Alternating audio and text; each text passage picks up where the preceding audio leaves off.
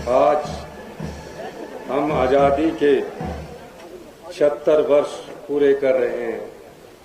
मेरी और प्रदेश सरकार की ओर से आप सभी को स्वतंत्रता दिवस की हार्दिक बधाई। लेकिन हिमाचल प्रदेश के लोगों के लिए जश्न मनाने का यह सही समय नहीं है। पिछले 2 दिनों में हिमाचल प्रदेश पर मुसीबतों का पहाड़ टूट पड़ा है। कई जगहों पर बादल फटने और पहाड़ खिसकने की घटनाएं सामने आई है।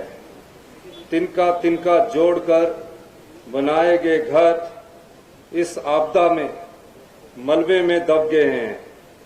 यह सब देखकर मन दुखी है। रोते विखलते लोगों को देखकर मेरा दिल दहल जाता है। पिछले 24 घंटे में हमने 50 बहुमूल्य जीवन खो दिए हैं। किसी के सिर से माता पिता का साया उठ गया, किसी बहन का भाई गुजर गया और किसी ने अपने जिगर का टुकड़ा हमेशा हमेशा के लिए खो दिया। हिमाचल प्रदेश में मानसून आने के बाद से 300 से ज्यादा लोगों को अपनी जान गंवानी पड़ी है। मैं सभी मृतकों को भावभीनी श्रद्धांजलि अर्पित करता हूं। प्रभावित परिवारों के लिए यह मुश्किल की घड़ी है। आप और मैं सबको विश्वास दिलाता हूं कि वर्तमान राज्य सरकार प्रदेश के लोगों के साथ पूरी मजबूती के साथ खड़ी है। हम जानते हैं कि प्रभावित परिवारों के घाव पैसे से नहीं भरे जा सकते हैं, लेकिन राज्य सरकार एक एक पैसा जोड़कर एक एक घर बसाएगी। यह हमारा संकल्प है। मैंने तबाही के मंजर को खुद देखा है और प्रभावितों के दर्द को महसूस किया है। कई क्षण ऐसे आए जब मैं भावुक हो गया। पूरी सरकार एकजुटता के साथ हिमाचल प्रदेश को संकट से निकालने के लिए युद्ध स्तर पर काम कर रही है।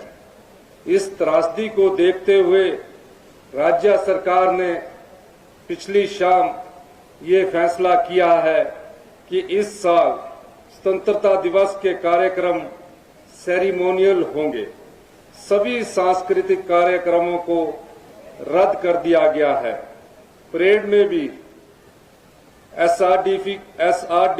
एसडीआरएफ के जवानों को शामिल नहीं किया ताकि राहत एवं बचाव कार्य प्रभावित न हो और इंसानी जान के नुकसान को कम किया जा सके। प्रदेश में प्राकृतिक आपदा से भारी तबाही हो रही है। यह पिछले 50 सालों की सबसे बड़ी आपदा है। जगह जगह घर और सड़कें टूट रही है। किसानों के खेत खलिहान भी तबाह हो रहे हैं। पूरे प्रदेश में आपदा से भारी नुकसान हो रहा है। मैं आज भी पहाड़ सा हौसला लेकर लोगों को राहत पहुंचाने में लगे है हमारी सरकार। आपदा की इस घड़ी में अपने कर्तव्य को सबसे ऊंचा स्थान देकर बहाली के काम में जुटे सभी अधिकारियों और कर्मचारियों का मैं आभार व्यक्त करना चाहता हूं।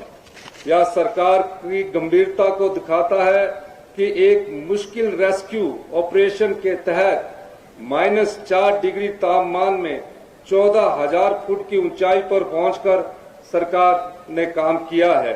जिला लाहौल स्पीति के चंद्रताल में फंसे 303 पर्यटकों को सुरक्षित निकाला।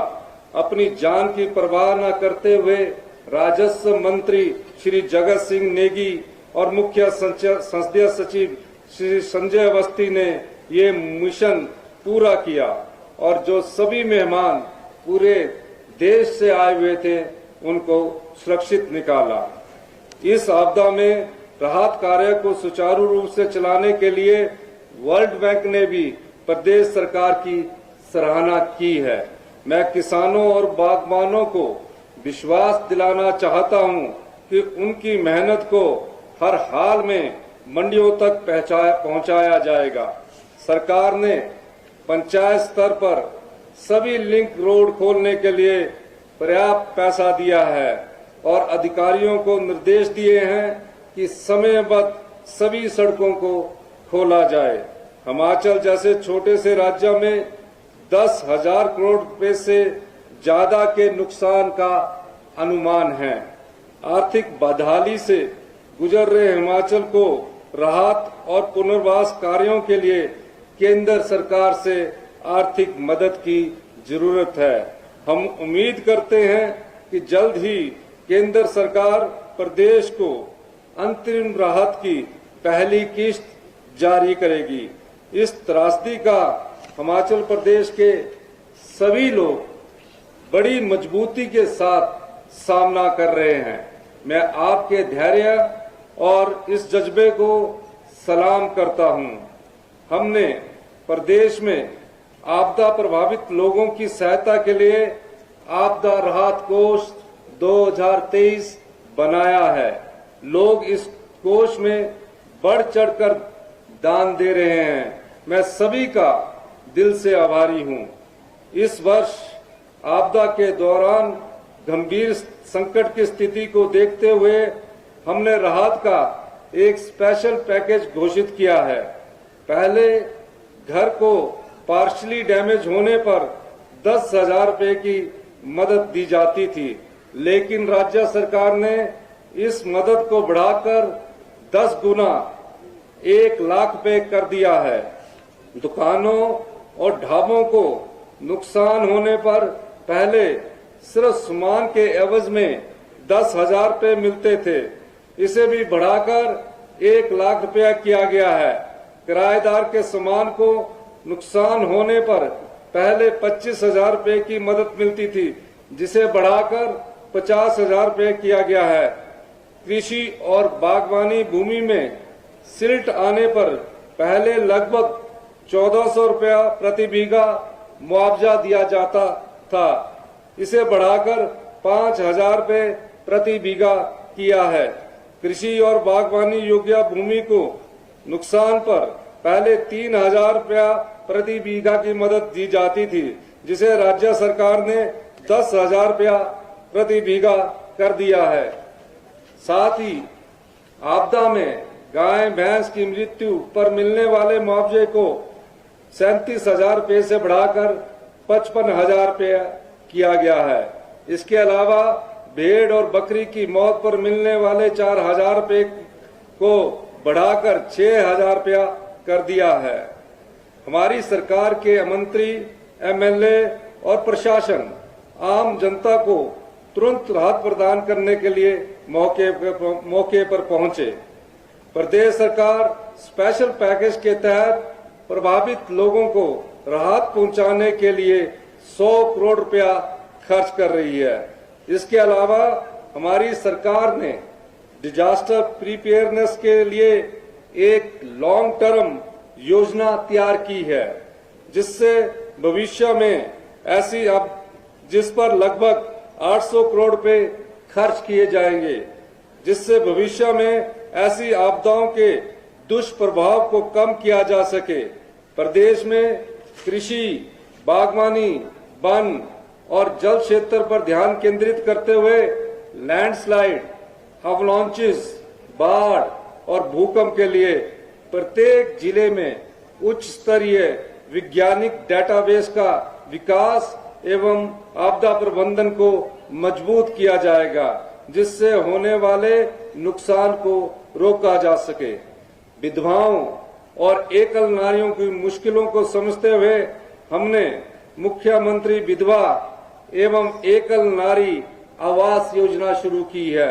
इसके तहत इस वर्ष 7,000 ऐसी महिलाओं को मकान बनाने के लिए प्रति महिला 1.5 लाख रुपए की सहायता दी जाएगी। हम स्वतंत्रता दिवस के अवसर पर सभी शहीदों और आजादी की लड़ाई में भाग लेने वाले सभी महानुभावों को याद करते हैं और उन्हें श्रद्धा सुमन अर्पित करते हैं।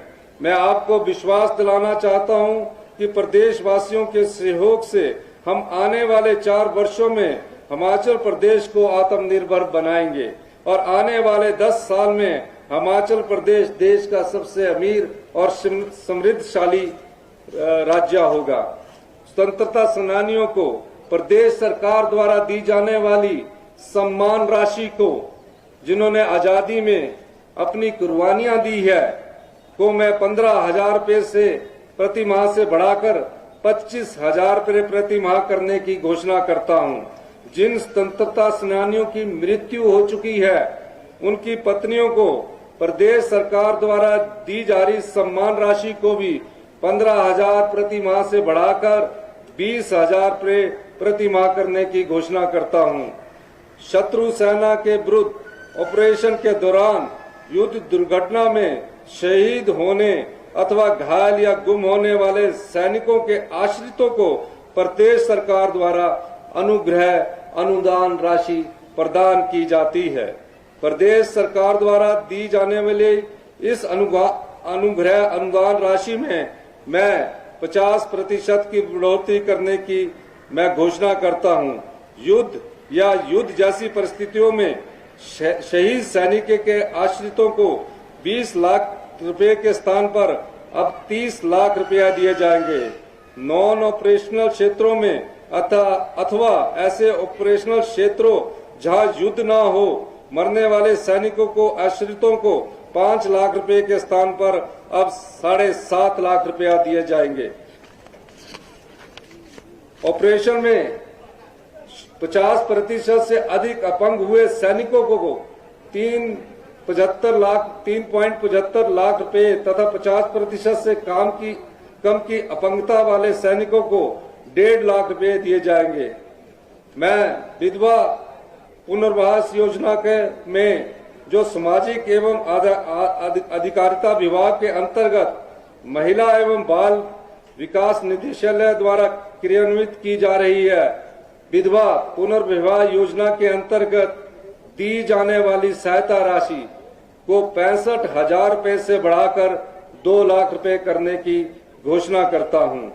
हमारी सरकार मनरेगा कार्यक्रम के अंतर्गत काम करने वाले लोगों के प्रति संवेदनशील है, अतः मैं इस मनरेगा मजदूरों की दिहाड़ी को सामान्य क्षेत्र में 224 से 240 तथा जनजातीय क्षेत्र में 280 से 294 रुपए करने की घोषणा करता हूं। इस घोषणा से मनरेगा में काम करने वाले 9 लाख परिवारों को लाभ होगा। इंदिरा गांधी मातृ शिशु संकल्प हिमाचल प्रदेश में राष्ट्रीय परिवार स्वास्थ्य सर्वेक्षण 5 के अनुसार कुपोषण की समस्या एक चिंता का विषय है। सरकार पूरक पोषण के रूप में गर्भवती महिलाएं, धात्री माताओं तथा 6 माह से 6 साल के बच्चों व कुपोषित बच्चों के पोषण व स्वास्थ्य संबंधी आवश्यकताओं की पूर्ति करने के लिए वचनबद्ध है।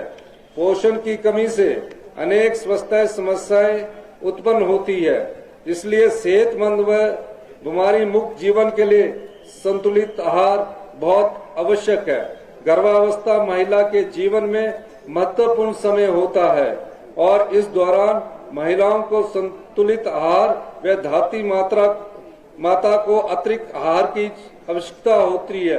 पौष्टिक आहार बच्चों के संपूर्ण विकास और वृद्धिकरण जरूरी है। मैं हिमाचल प्रदेश के उज्जवल भविष्य को ध्यान में रखते हुए एक नई योजना इंदिरा गांधी मातृ शिशु संकल्प को आरंभ करने की घोषणा करता हूं। इसके लिए 50 करोड़ रुपए की धनराशि का प्रावधान किया जाएगा, जिसमें स्वास्थ्य और पोषण कार्यक्रमों में शिशु और माता के स्वास्थ्य को प्राथमिकता दी जाएगी। एक स्वस्थ बच्चा एक स्वस्थ राष्ट्र की नींव होता है। इस आपदा को देखते हुए राज्य में बागवानी गतिविधियों को बढ़ावा देने के उद्देश्य से मैं सेब, आम, लीची फलों के लिए इस वर्ष MIS के तहत, क्योंकि पूरे बागबान क्षेत्र का मैंने खुद भी दौरा किया है। कांगड़ा, शिमला के ऊपरी क्षेत्रों का मैंने खुद भी दौरा किया है और मैंने ये पाया है कि इस आपदा में उन्हें भारी नुकसान हुआ है। हम MIS वर्ष 2023 में ऐतिहासिक ₹1.5 की बढ़ोतरी की घोषणा करता हूं। इसका समर्थन मूल्य 10 रुपये 50 पैसे से बढ़ाकर 12 रुपये करने की मैं घोषणा करता हूं। स्वतंत्रता दिवस के इस पावन अवसर पर स्वाधीनता सेनानियों को मैं नमन करता हूं। भारत की आजादी के लिए दी गई असंख्य कुर्बानियों को याद करते हुए हम उन्हें श्रद्धांजलि अर्पित करते हैं। स्वतंत्रता दिवस की पुनः हार्दिक शुभकामनाएं। जय हिंद, जय हिमाचल।